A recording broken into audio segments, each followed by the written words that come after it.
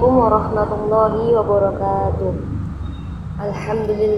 Alhamdulillahilladzi hadana li hada wa ma kunna linahtadiya laula an hadanallah. Allahumma shalli ala Muhammadin nabiyil ummi wa ala alihi wa sallim taslima. Allahumma shalli ala Muhammadin abdika wa rasulika nabiyil ummi. Amma ba'du. Kembali lagi dengan saya Maihatul Fatihah. Saya salah satu santriwati dari Pondok Pesantren Jamsul Izul Islami Bumiayu. Pada kesempatan video kali ini saya ingin menjelaskan tentang fardunya mandi dalam kitab Fathul Qorib. Terus kemudian saya juga ingin menjawab pertanyaan-pertanyaan yang mungkin sempat melintas dalam benak pikiran kalian semua. Apa sih kalau kita bahas kitab Fathul Qorib? Apa sih yang kita bahas tentang kitab Fathul Qorib? Kitab Fathul Qorib ialah kitab dasar fikih bermadhab Syafi'i yang dikarang oleh Syekh Muhammad bin Qasim Al-Ghazi. Kitab ini juga sangat terkenal dalam kalangan pesantren, terutama di Indonesia. Langsung saja menuju pembahasan. Apa sih yang dinamakan fardunya mandi atau rukun mandi? Rukun mandi adalah bagian yang wajib dilakukan dalam mandi agar mandi menjadi sah menurut syariat Islam. Kemudian fardunya mandi yang dijelaskan dalam kitab Fathul Qorib itu ada 3. Yang pertama yaitu an-niyatu, niat, yaitu niat menghilangkan hadas besar ketika awal membasuh tubuh. Contoh hadas besar yaitu haid, nifas, dan lain sebagainya. Yang kedua yaitu wa izalatin najasati in kanat ala badanihi. Yang kedua yaitu menghilangkan najis jika ada, atau menghilangkan najis dari yang ada pada tubuh kita. Jika ada najis yang menempel di badan, maka wajib dihilangkan dahulu agar sah mandinya. Yang ketiga yaitu wa isalul ma'i ila jami'i sya'ri wal basyarati, yaitu meratakan air ke seluruh tubuh. Tidak boleh ada anggota tubuh yang tertinggal dari air, termasuk lipatan kulit, rambut, dan bagian-bagian yang tersembunyi. Lalu adapun sunnah-sunnahnya mandi yang dijelaskan dalam kitab Fathul Qorib, yaitu yang pertama membaca basmalah, yang kedua wudu sebelum mandi, yang ketiga mendahulukan bagian yang kanan daripada bagian yang kiri. Jadi jika dilakukan boleh saja dan mendapatkan pahala kesunahan, tetapi kalau tidak dilakukan juga tidak apa-apa. Kemudian adapun pembahasan tentang masalah-masalahnya fardu mandi dalam kitab Fathul Qorib. Yang pertama yaitu letak dan waktu niat dalam mandi. Permasalahannya yaitu apakah niat mandi wajib harus dilakukan sebelum membasuh tubuh atau boleh di tengah-tengah ketika membasuh tubuh? Jawabannya, konteks dalam Fathul Qorib, niat adalah fardu pertama yang wajib dilakukan bersamaan dengan awal membasuh sebagian tubuh. Jika niat di pertengahan mandi, maka mandinya tidak sah.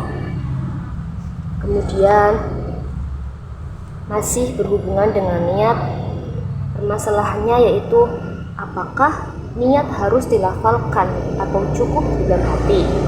Jawabannya, keduanya boleh saja, mau di dalam hati ataupun dilafalkan.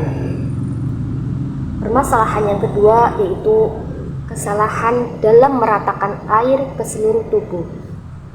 Banyak orang mandi tanpa memastikan air sampai ke seluruh bagian tubuh, misalnya sela-sela jari, bawah kuku, bagian rambut yang tebal, pusar, dan lipatan tubuh. Di dalam kitabnya menjelaskan bahwa meratakan air ke seluruh tubuh adalah fardu mutlak, dan meninggalkan satu saja bagian bisa menyebabkan mandi itu tidak sah. Yang ketiga yaitu Adapun pengaruh atau penghalang di kulit terhadap keabsahan mandi. Jadi pertanyaannya adalah apakah cat kuku, make up yang tebal, atau krim yang kedap air bisa membatalkan mandi wajib? Jawabannya adalah dalam kitabnya syarat sah mandi adalah air sampai ke seluruh permukaan kulit. Maka segala hal yang menghalangi sampainya air bisa menyebabkan mandi itu tidak sah. Kemudian, apakah tertib itu wajib dalam mandi seperti wudhu? Beberapa orang mengira mandi harus dilakukan dengan urutan tertentu seperti wudhu.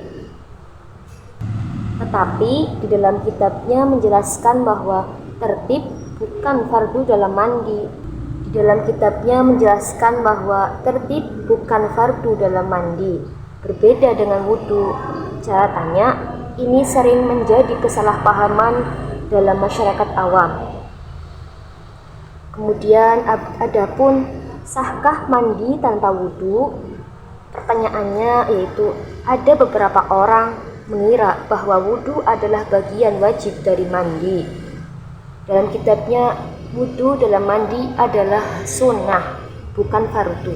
Lalu, jika mandi tidak berwudhu, maka akan tetap sah selama niat, pemerataan air, dan menghilangkan najis tetap terpenuhi. Kemudian, pertanyaan selanjutnya membedakan mandi wajib dan mandi biasa. Ada beberapa orang, kebanyakan mandi besar itu dengan tujuan menyegarkan dan membersihkan kotoran-kotoran dan bau badan saja, tanpa niat ibadah lalu langsung melaksanakan sholat. Di dalam kitabnya menegaskan pentingnya niat sebagai rukun utama mandi. Tanpa niat mengangkat hadas besar, maka hadasnya tetap belum hilang dan sholat menjadi tidak sah. Kemudian ini yang mungkin sering menjadi pertanyaan di pikiran kita, terutama saya sendiri. Apakah misalnya begini, pertanyaannya ketika orang mempunyai hadas besar, haid, lalu ingin mandi wajib, yaitu ketika darahnya masih ada harus dibersihkan terlebih dahulu. Karena apa? Syarat mandi wajib itu yang kedua yaitu menghilangkan najis dari seluruh anggota badan kita. Ketika tidak ada, ya sudah langsung saja meratakan air ke seluruh bagian tubuh kita. Kemudian adapun pertanyaan lagi yaitu mandi wajib dalam keadaan berpakaian. Pertanyaannya yaitu ada yang mandi wajib dengan pakaian lengkap karena malu. Penjelasannya yaitu dibenarkan. Boleh saja selagi air sampai ke seluruh anggota badan. Namun alangkah baiknya yaitu mandi tanpa berpakaian dalam bilik mandi yang tertutup. Kemudian yang terakhir yaitu rambut yang tebal atau terikat. Permasalahannya yaitu wanita yang bercontang atau diikat rambutnya, atau laki-laki yang berambut panjang tidak membuka rambut ketika mandi wajib. Maksudnya tidak membuka rambut yaitu dia tidak membuka ikatannya ketika mandi wajib. Penjelasannya yaitu wajib air sampai ke kulit kepala. Jika terikat maka ia perlu dilepas. Karena syarat atau rukunnya mandi wajib yang ketiga yaitu meratakan air ke seluruh anggota tubuh kita. Mungkin itu saja yang dapat saya sampaikan. Semoga bermanfaat dan menjadikan ibadah-ibadah kalian lebih baik lagi. Kemudian terima kasih yang sudah menonton. Mohon maaf apabila ada kesalahan dan ketidaksesuaian karena saya juga masih sama-sama belajar.